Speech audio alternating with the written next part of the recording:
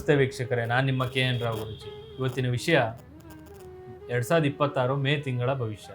ಅದರಲ್ಲಿ ಸಿಂಹ ರಾಶಿಯ ಫಲಾನುಫಲ ಹೇಗಿರುತ್ತೆ, ಗೋಚಾರ ಫಲ ಹೇಗಿರುತ್ತೆ ಅದನ್ನು ನಾನು ನಿಮಗೆ ತಿಳಿಸ್ಕೊಡ್ತೀನಿ. ಅದಕ್ಕಿಂತ ಮುಂಚೆ ಈ ಚಾನಲ್ನ ಲೈಕ್ ಮಾಡಿ, ಫಾಲೋ ಮಾಡಿ, ಆದಷ್ಟು ಶೇರ್ ಮಾಡಿ. ಅದರಲ್ಲಿ ಗ್ರಹಗತಿಗಳ ಬಗ್ಗೆ ತಿಳಿಸ್ಕೊಡ್ತೀನಿ. ಯಾವ ರೀತಿ ಇರುತ್ತೆ ಅಂತಂದರೆ, ಶನಿ 8ನೇ ಮನೆಯಲ್ಲಿ ಇರೋದ್ರಿಂದ ಸಣ್ಣ ಪುಟ್ಟ ಅಡೆತಡೆಗಳು, ಕಿರಿಕಿರಿಗಳು, ಆರೋಗ್ಯದ ಸಮಸ್ಯೆಗಳು ಬರ್ತಾ ಹೋಗುತ್ತೆ. ಸ್ವಲ್ಪ ಎಚ್ಚರವಾಗಿರಿ. ಮತ್ತು ರಾಹು 7ನೇ ಮನೆಯಲ್ಲಿ ಇರೋದ್ರಿಂದ ಪಾಲುದಾರಿಕೆಯಲ್ಲಿ ಅಥವಾ ದಾಂಪತ್ಯದಲ್ಲಿ ಸ್ವಲ್ಪ ಗೊಂದಲಗಳು ಬರ್ತಾ ಹೋಗುತ್ತೆ, ಭಿನ್ನಾಭಿಪ್ರಾಯಗಳು ಬರ್ತಾ ಹೋಗುತ್ತೆ. ಆದಷ್ಟು ನೀವು ಕೂತು ಮಾತಾಡೋದ್ರಿಂದ ಸರಿ ಹೋಗ್ತಾ ಹೋಗುತ್ತೆ.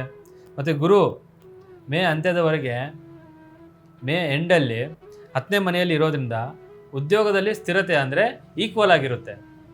ಈ ಕಡೆ ಜಾಸ್ತಿ ಪ್ರಮೋಷನು ಆಗೋಲ್ಲ, ಈ ಕಡೆ ಡಿಪ್ರಮೋಷನು ಆಗೋಲ್ಲ. ಅಲ್ಲೇ ನೀವೇನು ಕೆಲಸ ಮಾಡ್ತಾ ಇರ್ತೀರ ಅಲ್ಲೇ ಇರುವಂಥ ಭದ್ರವಾಗಿ ಕೂತಿರುವಂಥ ಸ್ಥಾನ ಆಗುತ್ತೆ. ಇಷ್ಟು ಗ್ರಹಗತಿಗಳು. ಇದಾದಮೇಲೆ ಯಾವ್ಯಾವ ಕ್ಷೇತ್ರಗಳಲ್ಲಿ ಫಲಾನುಫಲ ಇದೆ, ಗೋಚಾರ ಫಲ ಇದೆ ಅದನ್ನು ನಾನು ನಿಮಗೆ ತಿಳಿಸ್ಕೊಡ್ತೀನಿ. ಉದ್ಯೋಗ ವಿಚಾರದಲ್ಲಿ ನೋಡ್ತಾ ಹೋದರೆ, ಸರ್ಕಾರಿ ಅಥವಾ ಉನ್ನತ ಹುದ್ದೆಗಳಲ್ಲಿ ಯಾರಿರ್ತೀರ, ಒಳ್ಳೆಯ ಲಾಭ, ಒಳ್ಳೆಯ ಪ್ರಶಂಸೆ, ಒಳ್ಳೆಯ ಮನ್ನಣೆ ಎಲ್ಲ ರೀತಿ ಸಿಗ್ತಾ ಹೋಗುತ್ತೆ ನಿಮಗೆ. ಇದರಿಂದ ಏನಾಗುತ್ತೆ ಅಂತಂದರೆ, ಹೊಸ ಕೆಲಸಕ್ಕೆ ಹೊಸ ಜವಾಬ್ದಾರಿಗಳು ನಿಮಗೆ ಸಿಗ್ತಾ ಹೋಗುತ್ತೆ.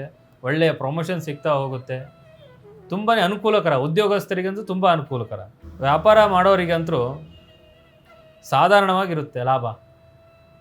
ಈ ಕಡೆ 10 ರೂಪಾಯಿ ಹಾಕಿದ್ರೆ 12 ರೂಪಾಯಿ ಲಾಭ ಬರುತ್ತೆ ವಿನಃ ಜಾಸ್ತಿ ಅಂತೂ ಬರೋದಿಲ್ಲ ಈ ತಿಂಗಳಲ್ಲಿ ಸಿಂಹ ರಾಶಿಯವರಿಗೆ. ಯಾಕಪ್ಪ ಅಂತಂದರೆ, ಸ್ವಲ್ಪ ಏನೇ ಮಾಡಿದ್ರು ಕೂಡ ಇವರಿಗೆ ಜನ ಆಕರ್ಷಣೆ ಸ್ವಲ್ಪ ಕಡಿಮೆ ಆಗ್ತಾ ಹೋಗುತ್ತೆ. ಮತ್ತು ಪಾರ್ಟ್ನರ್ಶಿಪ್ ಬಿಸ್ನೆಸ್ ಏನು ಮಾಡ್ತಾ ಇರ್ತೀರಾ ಸ್ವಲ್ಪ ಎಚ್ಚರ ವಹಿಸಬೇಕಾಗುತ್ತೆ. ಯಾರ ಜೊತೆ ಪಾರ್ಟ್ನರ್ಶಿಪ್ ಮಾಡ್ತಾ ಇದ್ದೀವಿ, ಅವ್ರನ್ನ ನಂಬಬೇಕು ಬೇಡವೋ ಅನ್ನೋದು ಸ್ವಲ್ಪ ಗಮನ ಹರಿಸ್ಬೇಕಾಗುತ್ತೆ. ಇದರಿಂದ ನಿಮಗೆ ಹಾನಿ ಕೂಡ ಆಗ್ಬೋದು. ಸ್ವಲ್ಪ ಜಾಗರೂಕತೆಯಿಂದ ಇರಿ. ಮತ್ತು ಶೇರ್ ಮಾರ್ಕೆಟಲ್ಲಿ ಏನು ಇನ್ವೆಸ್ಟ್ಮೆಂಟ್ ಮಾಡಬೇಕಂತ ಇರ್ತೀರಾ, ಅದರಲ್ಲಿ ವ್ಯವಹಾರ ಮಾಡಬೇಕಂತ ಇರ್ತೀರಾ, ಅದನ್ನು ಯಾವ ರೀತಿ ಮಾಡಬೇಕಪ್ಪ ಅಂತಂದರೆ, ಯಾರು ಅನುಭವಸ್ಥರು ಇರ್ತಾರೆ ಅವರ ಸಮ್ಮುಖದಿಂದ ಎಲ್ಲ ರೀತಿ ಮಾಡಿದಷ್ಟು ನಿಮಗೆ ಅನುಕೂಲಕರ ಆಗುವಂಥ ಚಾನ್ಸಸ್ಗಳು ತುಂಬ ಇದೆ. ಇನ್ನು ಶಿಕ್ಷಣದಲ್ಲಿ ನೋಡ್ತಾ ಇದ್ದರೆ ಉತ್ತಮ ಫಲಿತಾಂಶ ಸಿಗುತ್ತೆ ವಿದ್ಯಾರ್ಥಿಗಳಿಗಂತೂ. ಯಾವ ರೀತಿಯಪ್ಪ ಅಂತಂದರೆ, ಏನೇ ಮಾಡಿದ್ರು ಕೂಡ ಇವರಿಗೆ ಒಳ್ಳೆಯ ಲಾಭ, ಒಳ್ಳೆಯ ಮಾರ್ಕ್ಸ್ ಬರ್ಬೋದಾಗಿರ್ಬೋದು, ಒಳ್ಳೆಯ ಒಂದು ಹೈಯರ್ ಎಜುಕೇಷನ್ ಮಾಡ್ತಿರೋ ಒಳ್ಳೆ ಪೋಸ್ಟಿಂಗ್ಗಳು ಸಿಗೋವಂಥದ್ದಾಗಿರ್ಬೋದು. ಈ ರೀತಿಯಾದಂಥ ಉತ್ತಮ ಫಲಿತಾಂಶ ಸಿಗ್ತಾ ಹೋಗುತ್ತೆ.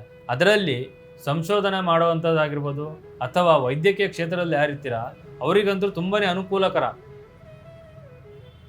ಭಾಳನೇ ಮೆಚ್ಚುಗೆ ಸಿಗುತ್ತೆ, ಒಳ್ಳೆಯ ಫಲಿತಾಂಶ ಸಿಗುತ್ತೆ. ಮತ್ತು ರೈತರ ವರ್ಗದವರಿಗೆ ನೋಡ್ತಾ ಹೋದರೆ ಇವರಿಗೆ ಪರಿಶ್ರಮಕ್ಕೆ ತಕ್ಕ ಪ್ರತಿಫಲ ಸಿಗ್ತಾ ಹೋಗುತ್ತೆ. ಯಾವ ರೀತಿಯಪ್ಪ ಅಂತಂದರೆ, ಇವರಿಗೆ ಭೂಮಿ ಅಥವಾ ಕೃಷಿ ಖರೀದಿ ಮಾಡ್ತಾ ಹೋಗ್ತೀರಾ, ಅದರಿಂದ ಹಣ ಖರ್ಚು ವೆಚ್ಚಗಳು ಜಾಸ್ತಿ ಆಗ್ತಾ ಹೋಗುತ್ತೆ. ನೀವು ಏನು ಬೆಳಿಬೇಕಂತ ಇರ್ತೀರ ಅದಕ್ಕೆ ಸ್ವಲ್ಪ ಪರಿಶ್ರಮ ಪಡಲೇಬೇಕಾಗುತ್ತೆ. ಅದರಿಂದ ಇವರಿಗೆ ತಕ್ಕಂಥ ಪ್ರತಿಫಲ ದೊರಕ್ತಾ ಹೋಗುತ್ತೆ.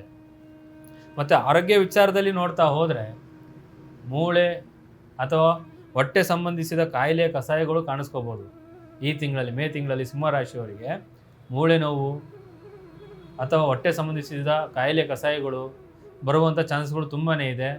ಸ್ವಲ್ಪ ಊಟದ ವಿಚಾರದಲ್ಲಿ ಜಾಗರೂಕತೆಯಿಂದ ಇರಿ.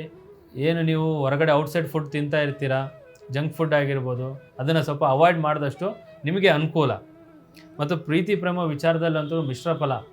ಇವರಿಗೆ ಈ ತಿಂಗಳಲ್ಲಿ ಸ್ವಲ್ಪ ಮಿಶ್ರ ಫಲ. ಯಾವ ರೀತಿಯಪ್ಪ ಅಂತಂದರೆ, ಸ್ವಲ್ಪ ಬ್ರೇಕಪ್ ಆಗುವಂಥ ಚಾನ್ಸ್ಗಳು ಇರ್ಬೋದು, ಅಥವಾ ಮದುವೆ ವಿಚಾರಕ್ಕೆ ಹೋಗೋ ತನಕ ಇದ್ದು ಕೂಡ ಅಲ್ಲೇ ಕ್ಯಾನ್ಸಲ್ ಆಗುವಂಥ ಚಾನ್ಸಸ್ಗಳು ಇರ್ಬೋದು. ತುಂಬಾ ಹಾನಿ ಉಂಟಾಗ್ತಾ ಹೋಗುತ್ತೆ.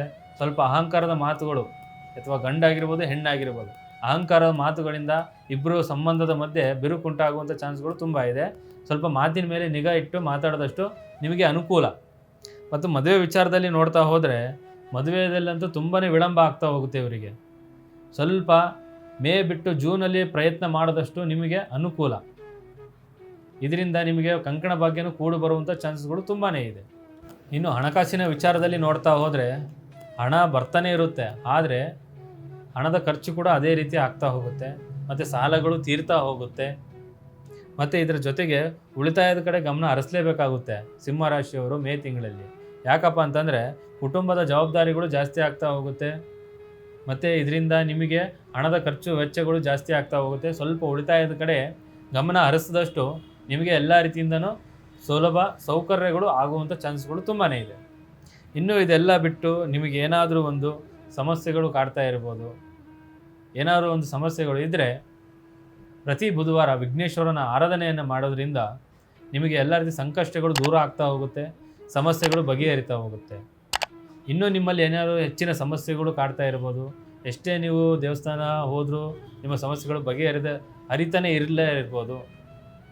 ಮತ್ತು ನಿಮ್ಮಲ್ಲಿ ಏನಾರು ಒಂದು ಗೊಂದಲಗಳು ಇದ್ದರೂ ಕೂಡ ಒಮ್ಮೆ ನಮ್ಮನ್ನು ಸಂಪರ್ಕಿಸಿ. ಸರ್ವೇ ಜನ ಸುಖಿನ ಬಂತು. ಒಳ್ಳೆಯದಾಗಲಿ ವೀಕ್ಷಕರೇ.